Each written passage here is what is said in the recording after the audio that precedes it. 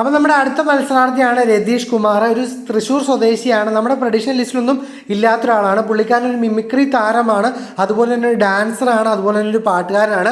പുള്ളിയുടെ ഇൻട്രോയിൽ തന്നെ പറയുന്നു, ഞാൻ 6ാം സീസണിലെ 6ാം തമ്പുരാനാവാൻ വേണ്ടി വരുന്നതാണെന്ന്. അതായത് പുള്ളി തന്നെ നല്ല കോൺഫിഡൻസോടുകൂടിയാണ് വരുന്നത്. പുള്ളി പറയുന്നത് ഞാൻ കപ്പടിച്ചിട്ടേ പോകുള്ളൂ. പുള്ളിയുടെ ഇൻട്രോയിൽ തന്നെ പറയുന്നുണ്ട് 50ാം ദിവസം ഈ ഡ്രസ്സ് ഞാനിടും, 100ാം ദിവസം ഫിനാലേക്ക് ഞാൻ ഈ ഡ്രസ്സ് ഇടും എന്നുള്ള ഹൈ കോൺഫിഡൻസ് ആയിട്ടാണ് പുള്ളി വരുന്നത്. ഇൻട്രൊഡക്ഷനിൽ പുള്ളി തന്നെ പറയുന്നുണ്ട്, ഞാൻ നല്ലൊരു ഡാൻസറാണെന്ന് ഞാൻ പറയില്ല, പക്ഷേ എനിക്ക് ഡാൻസ് കളിക്കാൻ അറിയാം. ഞാൻ നല്ലൊരു പാട്ടുകാരനാണെന്ന് ഞാൻ പറയില്ല, പക്ഷേ എനിക്ക് പാട്ട് പാടാൻ അറിയാം. പക്ഷേ എന്നാൽ ഞാനൊരു അടിപൊളി ഗെയിമർ ആണെന്ന് പറഞ്ഞിട്ടാണ് വരുന്നത്. എനിക്ക് തോന്നുന്നു പുള്ളി അത്യാവശ്യം ബിഗ് ബോസ് ഒക്കെ കണ്ട് ഗെയിമൊക്കെ പഠിച്ചിട്ട് വരുന്നൊരു മത്സരാർത്ഥിയായിട്ടാണ് എനിക്ക് കണ്ടപ്പോൾ തോന്നിയത്. എന്താണെങ്കിലും പുള്ളിക്ക് നല്ല കോൺഫിഡൻസ് കാര്യങ്ങളുണ്ട്. ഒരു മിമിക്രി താരമാണ്. അതുകൊണ്ട് തന്നെ നമുക്ക് വരും ദിവസങ്ങളിൽ പുള്ളിയുടെ കുറച്ച് കോമഡി കാര്യങ്ങളൊക്കെ കാണാൻ സാധിക്കുമെന്ന് വിശ്വസിക്കുന്നു.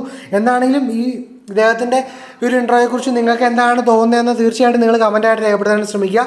അപ്പോൾ അടുത്ത വീഡിയോയിൽ പുതിയ ആളുടെ അപ്ഡേറ്റുമായിട്ട് നമ്മൾ വരുന്നതായിരിക്കും. ബിഗ് ബോസ് റിലേറ്റഡ് ആയിട്ടുള്ള എല്ലാ അപ്ഡേറ്റ്സും ആദ്യമേ തന്നെ മറക്കാതെ ചാനൽ സബ്സ്ക്രൈബ് ചെയ്യാനായിട്ട് ശ്രമിക്കുക.